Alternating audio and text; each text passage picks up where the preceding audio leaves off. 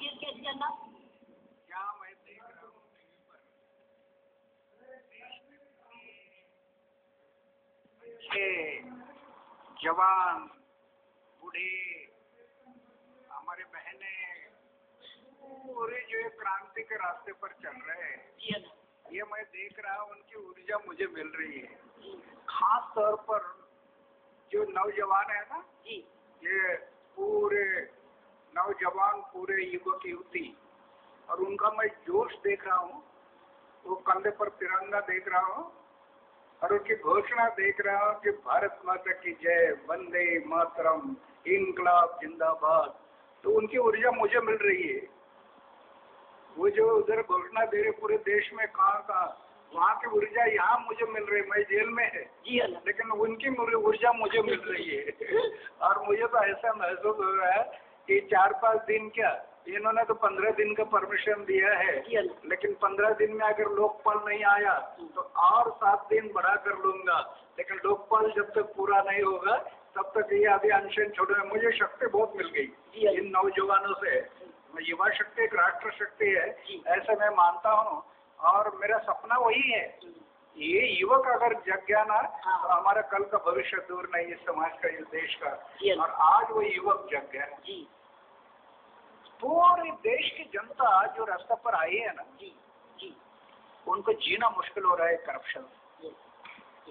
गरीब लोगों तो कहीं पर भी जाओ, पैसे दिए बिना काम नहीं होता।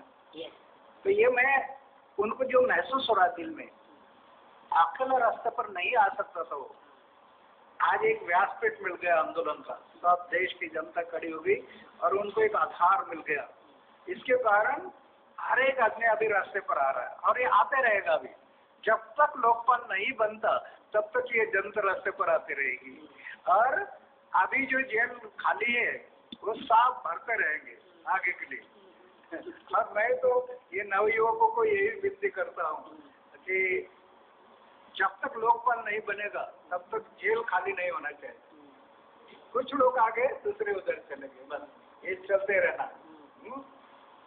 देश के लिए बहुत जरूरी है अभी। ये आजादी की दूसरी लड़ाई है अभी, ये इसको छोड़ना नहीं बीच में।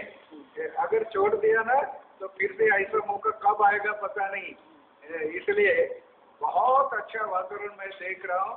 तो मैं अभी कल जेल से निकल जाऊंगा, रामलीला मैदान में आऊंगा। तो दिल्ली के जो भाई बहन हैं, देश में जो हमारे सब भाई बहन हैं, तो दिल्ली वालों को तो मैं सामने देखते हुए बात करूंगा। हमारे देश में जितने भी नौजवान है, युवक युवतियाँ और हमारे भाई बहन और बच्चे, तो उनसे बात करूंगा दिल्ली में कल रामलीला मैदान से। देशवासियों के साथ बात करूंगा, दिल्ली वासियों के साथ बात करूंगा, और मेरे सामने बैठेंगे जो भाई बहन, उनसे बात करूंगा कि ये अभी आज़ादी की दूसरी लड़ाई हमें बीच में छोड़नी नहीं है, अभी छोड़नी नहीं है। अन्ना, आपका ये तीसरा दिन है अनशन का, आप ये ऐसी ऊर्जा कैसे लेते हैं अन्ना? हम लोग तो एक खाना नहीं छोड़ सकते। क्या है, मुझे ये मैं टीवी पर जो देख रहा ना, ये नौजवानों का जोश मैं देख रहा हूँ, बच्चों का जोश देख रहा हूँ। स्कूल के बच्चे नारे लगा रहे, उनका जोश मैं देख रहा हूँ। तो उससे मुझे वो ऊर्जा मुझे मिल रही है और उससे मुझे और जोश आ रहा है कि मैं कभी अभी थकूंगा नहीं अनशन में, ना मुझे कमजोरी निर्माण होती। तो वो ऊर्जा मुझे मिलने के कारण आज तो 3 ही दिन हो गए, लेकिन आज तो मुझे लग रहा है अभी मैं 10-12 दिन तक तो कुछ नहीं होगा ये ऊर्जा से। वो ऊर्जा मुझे मिल रही है, हमेशा मिलते रहेगी अभी।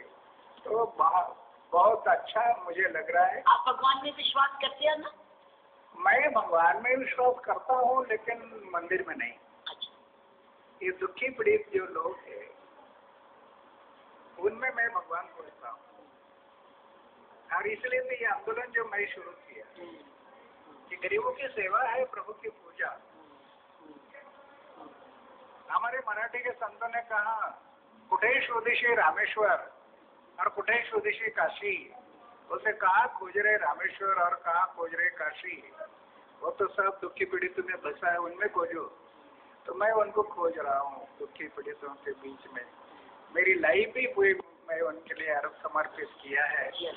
और मंदिर में हम आंख बंद कर बैठते हैं ना, तो आंख बंद कर कई लोग बैठते हैं, तो संतों ने कहा बैठो, परवाह नहीं। और वो आंख बंद कर जो बैठते हैं आप 1 घंटा, 1.5 घंटा, 2 घंटा, उसमें से जो कुछ आनंद मिलता है उससे कई गुना ये आनंद है निष्काम कर्मा। ये आंख बंद कर मंदिर में बैठने के अलावा जो जन सेवा के लिए हम समर्पित भाव से, निष्काम भाव से, कर्मण्येव अधिकारस्ते मा फलेषु कदाचन, ऐसे वृत्ति से जो ये कर्म करते हैं ना, उसका आनंद इतना है। देखो ना, मेरा 74 साल की उम्र हो गई, अभी तक इंजेक्शन नहीं, बीपी नहीं, डायबिटीज नहीं, वो आनंद में डूबे रहता हूँ। तो ये मेरी ये पूजा जो चल रही है ना, वो पूजा का आनंद का और आनंद है। आप सरकार से क्या चाह रहे हैं ना? सरकार से क्या कह रहे? सरकार का हमें कुछ मांगना नहीं है। क्या सरकार से मांगना? सरकार का घर का थोड़ा पैसा है, ये तो जनता का पैसा है। उनको रखवाली करने के लिए हम भेजा है उनको, वो हमारे पैसे की रखवाली करने के लिए सरकार में जो लोग हैं उनको भेजा है। तो उनसे हमें कुछ मांगना नहीं है। हम सिर्फ 2 कारण के भेजा है। एक, हमारे तिजोरी का पैसे का सही नियोजन करो और अच्छे कानून बनाओ राज्य के लिए, राष्ट्र के लिए, जिसमें समाज की भलाई है, ऐसे कानून बनाओ। तो हम इनको भेजा कानून बनाने के लिए, लेकिन अभी 64 साल हो गए, ये कानून ही नहीं बनाते। करप्शन को खत्म करने वाला कानून आज तक इन्होंने एक भी कानून नहीं बनाया। अभी हम लोग, हमारी टीम जो है, इन्होंने एक ड्राफ्ट बनाया, जन लोकपाल बिल। और इतना शानदार है कि उसमें करीब 65-70% करप्शन खत्म होगा, गरीब लोगों को न्याय मिलेगा।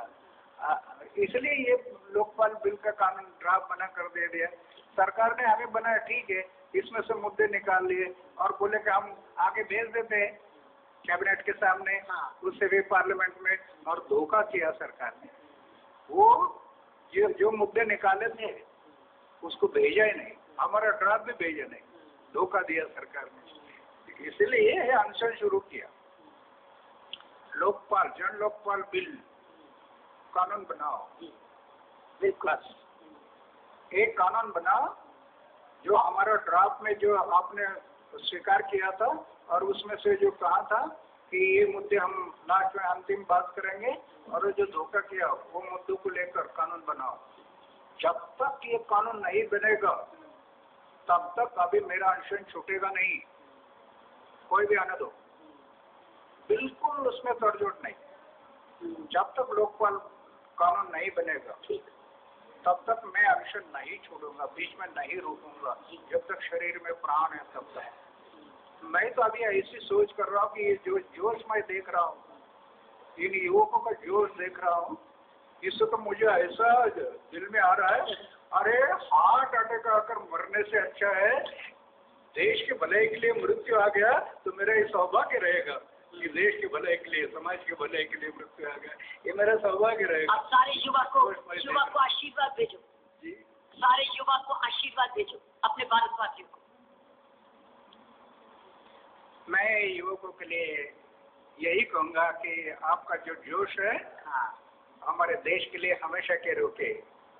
आपके दिल में ये जोश हमेशा के रहे, क्योंकि याद रखना है भगत सिंह को, भूलना नहीं कभी।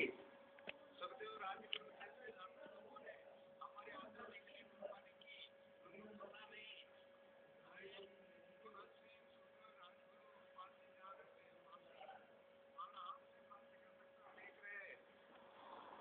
2 मिनट में भी फांसी चढ़ने वाले हैं, फिर भी घोषणा चालू थी, इंकलाब जिंदाबाद, वंदे मातरम, भारत माता की जय। और अंग्रेजों को कह रहे थे, अरे एक जन्म की क्या, अगले जन्म की फांसी दे दो, हमारी तैयारी है। तो मेरा युवकों के साथ मैं अपील करता हूँ, नम्रता से विनती करता हूँ, भगत सिंह को कभी भूलना नहीं। राजगुरु सुखदेव जैसे लाखों लोगों ने कुर्बानी की हमारे लिए, ये क्या है ना।